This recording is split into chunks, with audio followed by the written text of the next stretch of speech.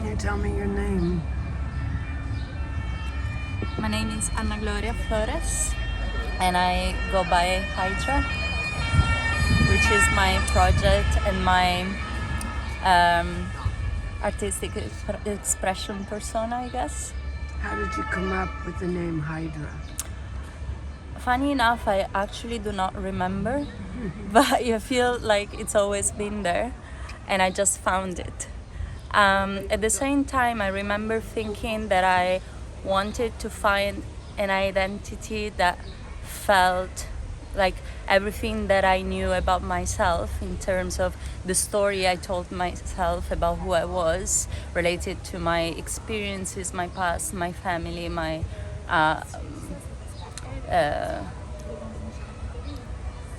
day-to-day experiences, was not forgotten but freed from its own self-made cage. So I felt like HYDRA was a word that has so many meanings. I just remember thinking I want something that if you put it on Google, so many things will come up, that it's so neutral that it becomes, there's so many options that there's almost no identity at all. So Interesting. And then once I felt like it was the right name and really belonged to me and to this project, I started finding out more and more meanings that were attached to this name, that suddenly for some reason they started making so much sense, and they started automatically being an integral part of my own narrative. So the mythological creature with all its heads and impossibility to be killed, and also its sort of demonic role, but as perceived by humans. I felt that was such a misunderstood character, and it created so much separation and lack of compassion and towards whatever is other than human. So that was interesting to me. And also the little polyp that lives underwater and is slightly unknown by the most, but has this capability to self-regenerate. So it's per se one of the only creatures in the globe that are biologically immortal, yet is so simple and so small and so discreet, I guess, in its magnificence. I found out that there's a constellation, and it's actually the constellation in which the first gravitational waves were observed. So I thought, oh wow, this is also interesting. And there's so many others. I just keep on discovering new meanings, and I like that. I like the fluidity of the... Because talking about fluidity, the material you choose to use is rubber. Yes, Or- natural rubber, so it's 100% natural and biodegradable. At the same time, I like the contrast. It looks like plastic. It looks so synthetic, yet it's basically it's from the rubber tree. So you It's also a fetish material in general. it was I think lately it's been mainstreamed quite a bit. What I think kept it quite niche and very segregated within the fetish world was that it has a very specific feeling on the body, and it's a feeling that you either... It's not practical, let's say. When you wear it, it's usually very tight, you sweat, it's sticky, you have to treat it in a certain way, so it implies a certain ritualistic approach that makes you experience your body in a way that it's completely new. You feel present in your own body in a way that I think we tend to forget when we wear our normal clothes, or when we just wear our bodies in the normal environment. So I think from a fetish perspective, I felt, again, it was not intentional.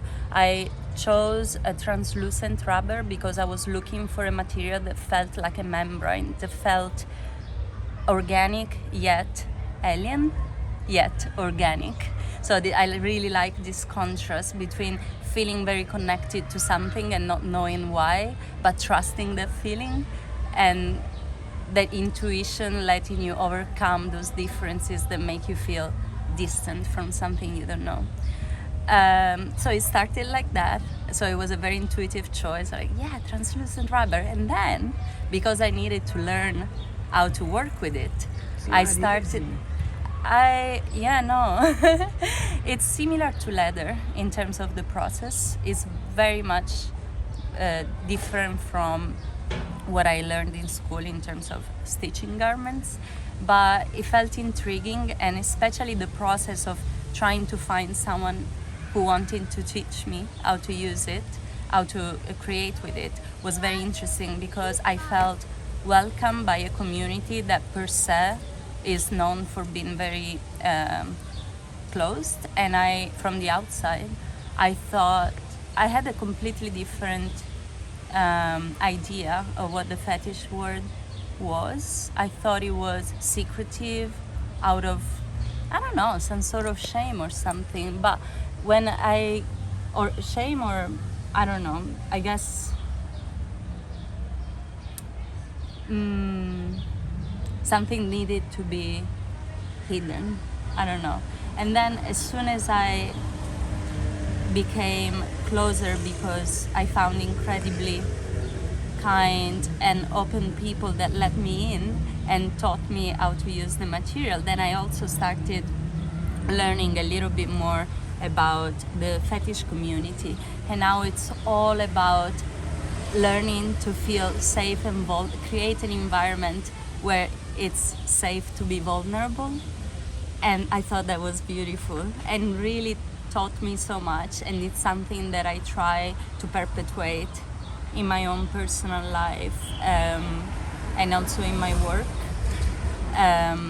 It's definitely a lesson that I learned, and that I find precious. And I don't know, a lot of things I realize, the more I trust my intuition, the more I go for something, and then I find out that everything behind that choice unfolds and starts making so much sense, and I feel so enriched. I feel like there's so much potential behind every intuitive choice. So the more I practice, the more I practice this approach, the more it keeps on being fruitful. So when you do your work, you deal mostly with celebrities, private clients, or who are you? It always changes. Like, the fluidity for me is not an aesthetic, it's the way I perceive reality. And so, then it translates into an aesthetic narrative.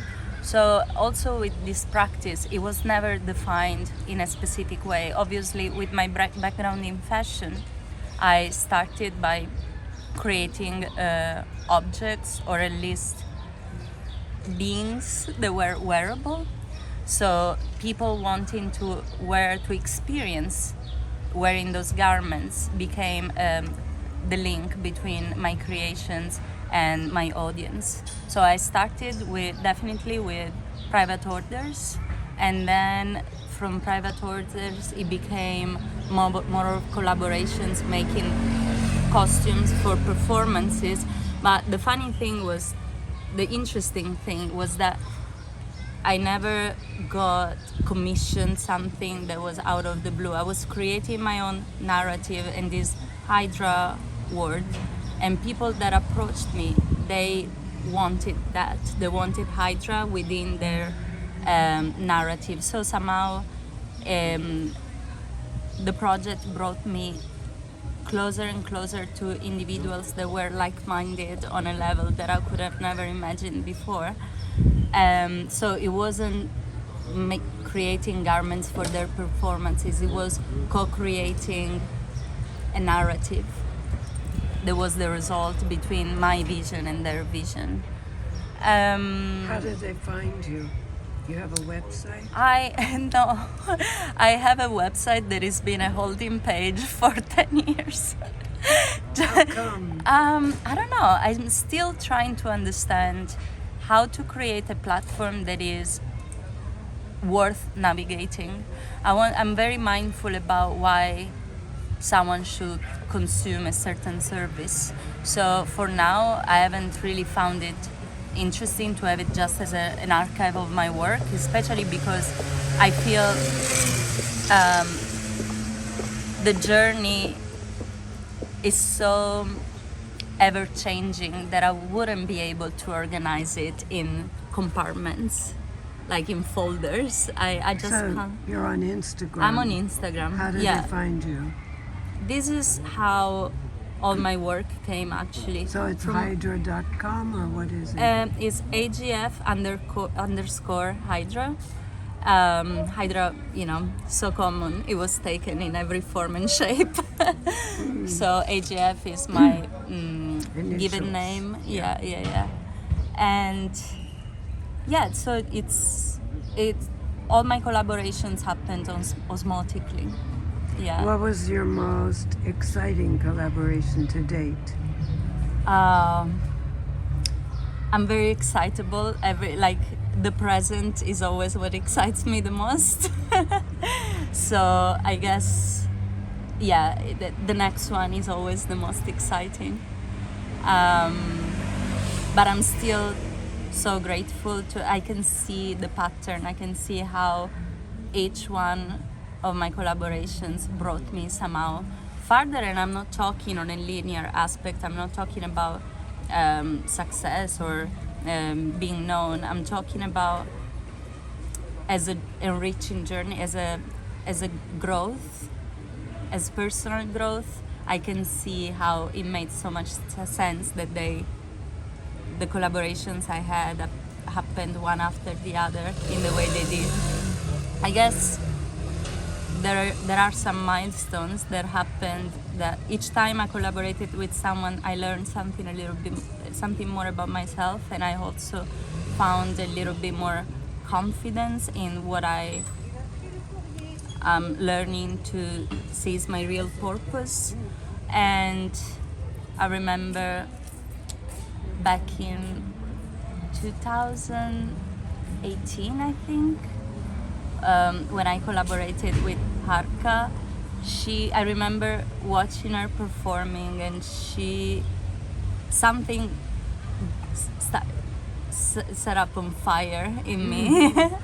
I don't know. I just suddenly realized that what it means to truly embrace your art is not about you. Your ego just disappears. It's all about becoming a vessel for this energy to just come through you to your audience and back.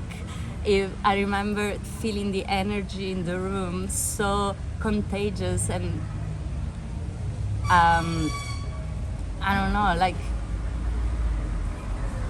intense, that everything will vibrate with the same vibrations. It was crazy, and that's when I thought, okay, put aside your fears and just go and try, I don't know, and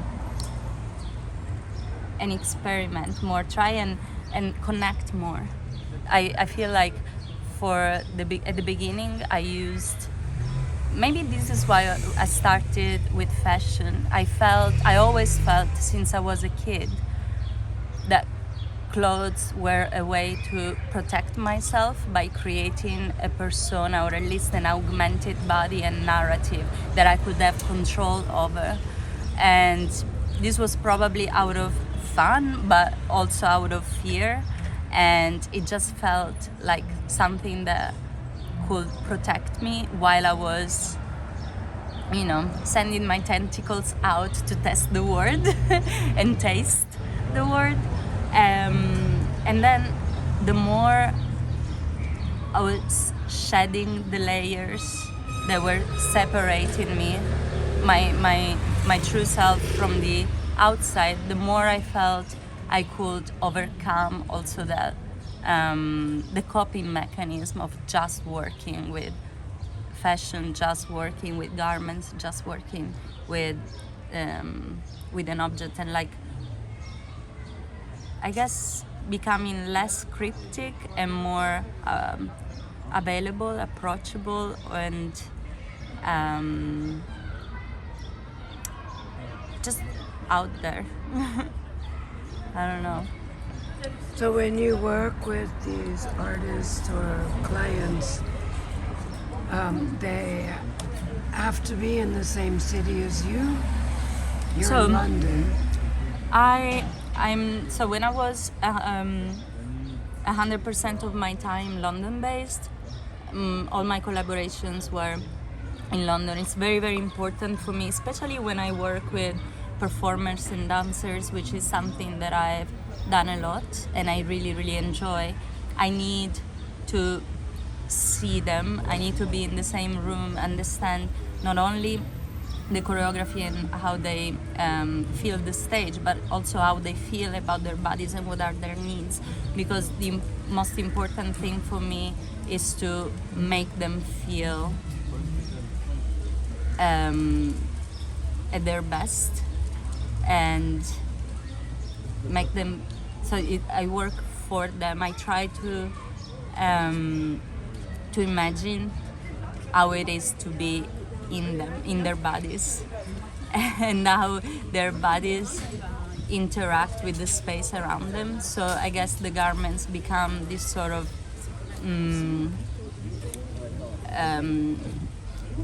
symbol of the movement more than the body itself. So no, it's not the body at rest, it's the body meeting the space and everything, like the bodies meeting each other and everything in between.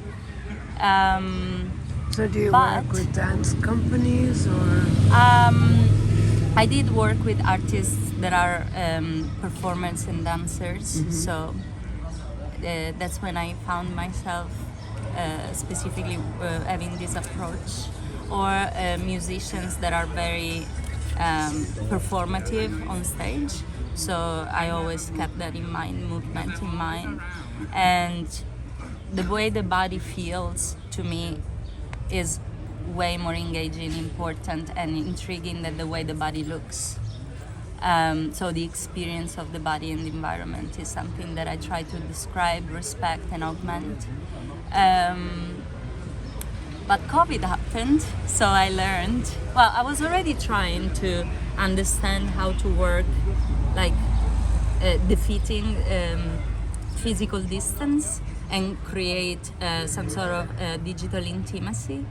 And obviously the technology back then was not as, or at least the working environment back then, like 2016 to 18, 19, was not really prepared for that kind of option as much as it became during COVID.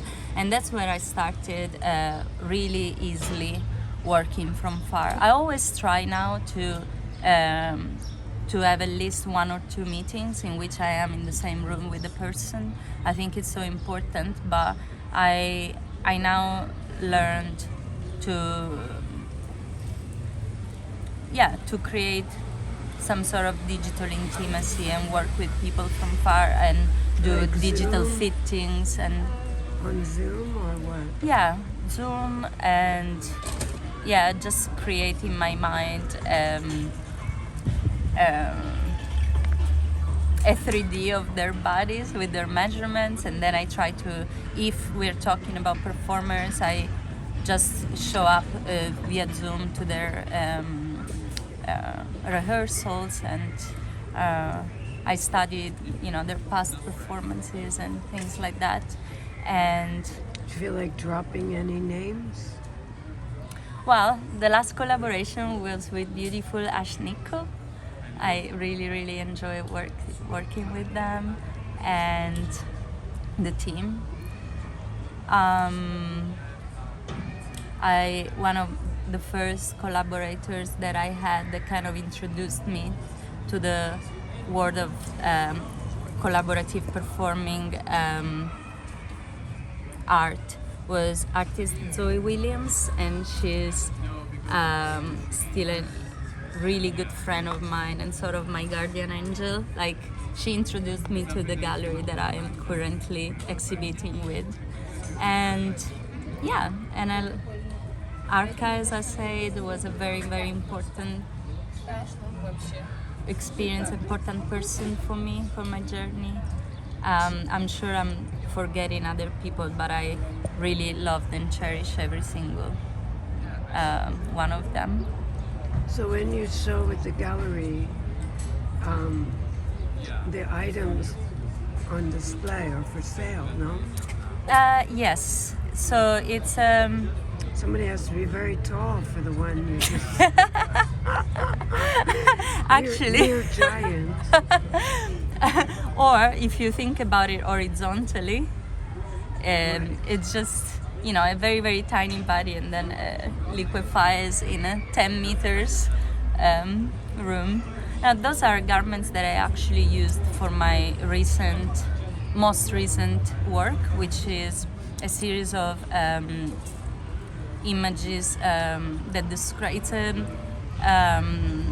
visual essay on HYDRA digital cosmic womb, hidden mother, which is a little bit of a narrative, a mythological storytelling about my research of the past 7 to 8 years. So what you see at the gallery is basically the carcass of that narrative. So it is supposed to be abstract and cosmic and non-human. So are you also present in digital fashion and on the metaverse, or how does that work? No, I did flirt with digital fashion. I guess my interest towards digital and especially artificial intelligence is more from a philosophical point of view. I'm interested in the human experience of, you know, going back to the perception of otherness that we have and how we deal with it. I find the fears and the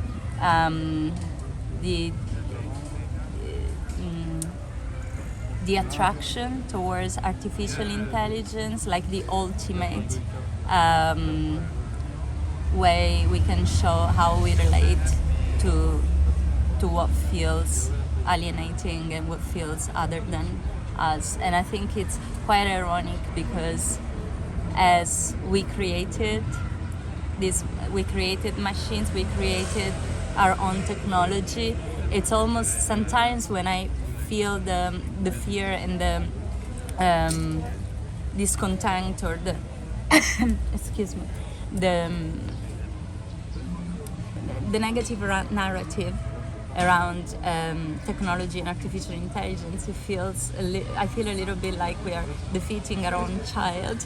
I imagine this little child that needs nurturing. We really need to become accountable and feel responsible for what is our part in it. So I find it so compelling to analyze our the way we experience separation, because I think when we don't train compassion, it's kind of a mirror of what we are neglecting within ourselves. So yeah, I that's going back to technology and artificial intelligence. This is kind of what I'm most compelled exploring. It's more like of a symbolical, the symbolical aspect of it that tells us something about ourselves. When's your birthday, out of curiosity? Or sign? It's very soon, end of July. So you're Cancer? I'm a Leo, and I have my moon in Aquarius, and I am a ascendant Aries. So I guess it's fire, air. Interesting. Yeah, wow. But I remember once you're like into the water, and there is no water. that's the thing. Like, but once my healer told me, you love water because you're on fire, so it brings you calmness. Very interesting. So, can you send me some images of your work Absolutely. in With JPEG? pleasure. Thank you. And your exhibition, can you give the address of the gallery? So the gallery is Chacha Levi, and it's in Le Marais, and I tell you the exact address. 34 Rue Torbigo, That one. and it goes on until July. Yes, it's actually, I'm so happy about this exhibition because it's me with another 3 artists that I find incredible. So I'm very honored to be part of it. I tell you, it's June Crespo, Katia Novitskova, and I hope I'm pronouncing it well, Kimberly Zoe. And the opening is tomorrow. Tomorrow, yes. 6 o'clock? To 9. 6 6 to until 9. 9, yes. In Le Marais. Mm-hmm. Thank you. Thank you so much, Diane.